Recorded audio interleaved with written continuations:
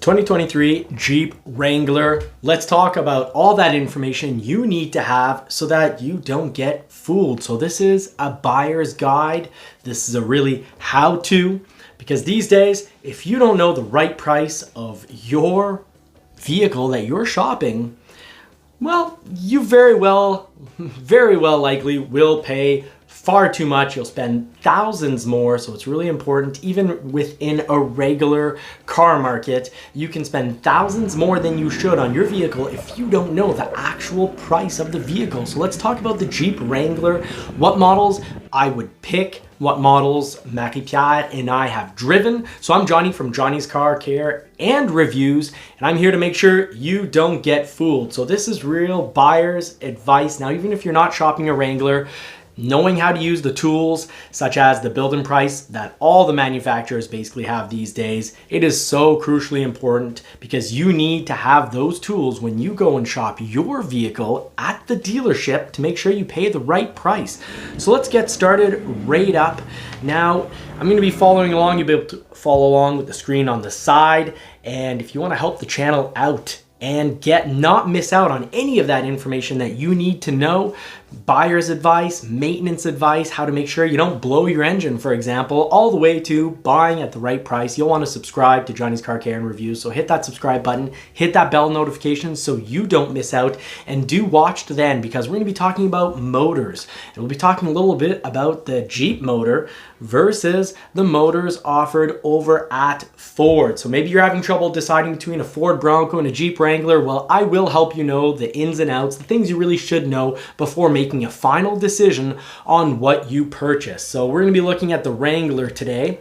So I'll be doing a lot of these build and prices in the next while, because these days it is so important to know what price you should pay, and it's tough. There are so many models. The Jeep, for example, has 12 different models. So what model do you go with? What's the best buy? Well, a lot of that has to do with really what you really feel is important to you on a vehicle. So if you're willing to take a vehicle really basic, you've got the Jeep Wrangler Sport. Now, previously that was pretty awful because it didn't even have air conditioning. Now, for 2023, you do get air conditioning on the Sport model.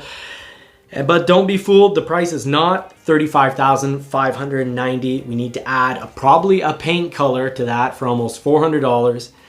And of course, there's always that famous transport and delivery. And when you're looking at your monthly for 48 months, you're going to think, hey, $365. Oh, no problem. I'll go up to, let's say, Sahara for $535. Well, these prices pretty much on all the build and price websites, they're to draw you in on getting more equipment. So guess what? Are almost always without the taxes. So that's a little annoying. Now, you will save money if you're willing to go two-door. As you can see, the difference is roughly $4,400 across all the models. So you're going to want to keep that in mind. Now, if you're willing to take a vehicle that's pretty basic, has the bare minimum, go with the Sport. Willys Sport is actually a pretty nice compromise.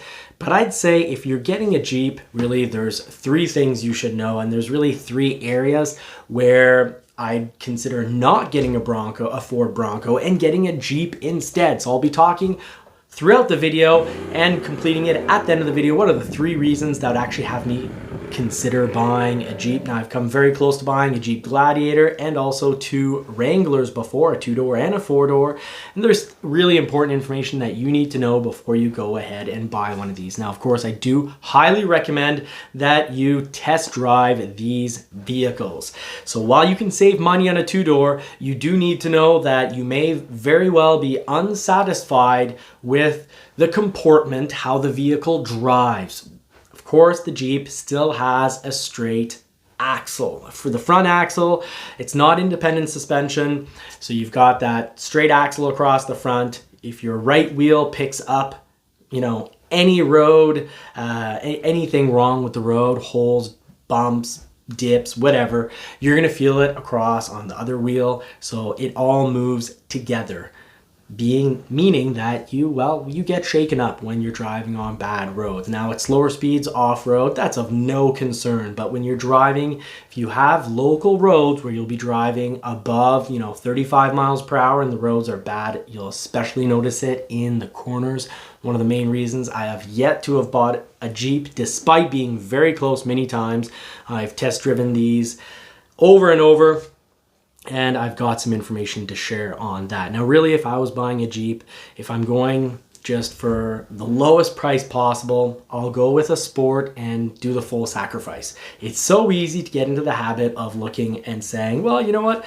The Willys Sport isn't that much more. Oh, then you look into it. Oh, well, it's not that much more to move into the next model, and it can be quite problematic. So if I were to choose, if I'm willing to have very little equipment, the Sport is just fine. Now, do recall now that finally you don't have a tiny little touchscreen or non-touchscreen even in the Jeep. They all come with a 7-inch touchscreen, so as a minimum. So that's good. That does the job. Previously for the 2022 model, I wouldn't have taken the Sport because the screen being too small, which means backup camera, not so great. And it also does mean that, well, it's not just your backup camera, but it's how you interact with the vehicle for music and whatnot. It is nice to be able to have navigation go from your phone onto the screen and actually being able to see something. And I also wouldn't have taken the Sport model because it didn't have air conditioning. Now you do have air conditioning. The Sport is actually worth considering. I would take it though 4-door.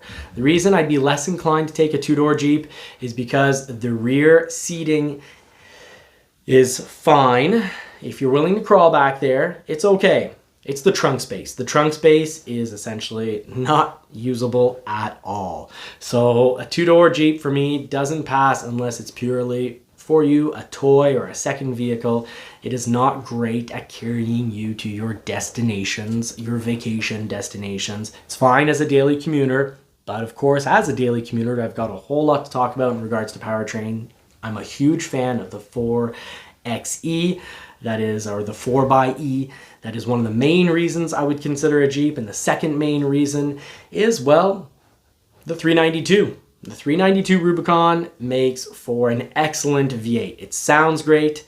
It has I can say that there's very good chances that that's going to be a reliable engine. Now, my one little hick with the Jeep is I get a little nervous in regards to long-term reliability of that transmission. So I know some people are going to be really upset about that because, of course, there's some people that have a crazy amount of mileage and have never had any issues. But when you look at the number of people who have issues on lower mileage, it is a bit of a concern. It's something to keep in mind. And I'd say that the Jeep is still a great vehicle to buy. Just do consider buying an extra extended warranty on the powertrain. If you buy a Jeep, the extended warranty can be a good idea because it is not the most reliable vehicle on the market. So if I'm really looking for an off-roader, what would I get? Well, clearly I'd get the Rubicon, and I'd also be very tempted to get the Rubicon 392. But the thing with the Rubicon 392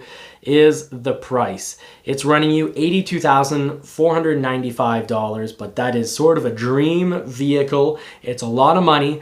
So I'd say if you're not going to go all in and really be using this as a solid off-roader, do consider getting the Sport or the Willys Sport, because those are good vehicles. Now, if you want more equipment, you're going to go up to something like a Sahara, and you're going to spend, $46,000. Because really, for a 4-door, once again, I want the trunk space. So if I'm gonna and I want a little bit of equipment. So personally, for me, I'd either have this as a toy, get the Sport, and it would do the job, or I'd probably go all out. I'd go all out and I'd get the Rubicon. The Rubicon 392, definitely very, very special right there because of that V8, incredible power. So let's just go check that out right now. Now, we just have to click the build button to really get a better idea of price.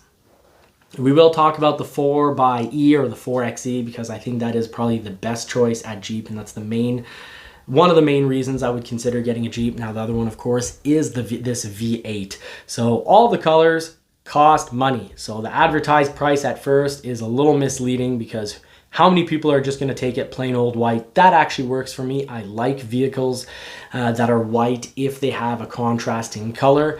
And the other big thing to consider when you're looking at a Jeep are the roofs. That is the third reason why I would consider a Jeep. They've got really great roofs. So you can have an all black roof, which does the job just fine, but probably the best convertible roof on the market. It's not given, but it's the Sky One Touch Power Up. So the Sky One Touch Power Up on the Rubicon is $2,050. What you get with that is pretty cool. It's the best of both worlds. You get a painted roof, which looks amazing, but you also get cloth that, power, so that means electric. You press a button and that cloth roof is being pulled back. So Ford, take notes. That is absolutely the way to go. That is one of the top 3-4 reasons I would consider getting a Jeep. Now, the front suspension being a little wobbly on bad roads. If you don't have bad roads, then you can choose to not really care all that much.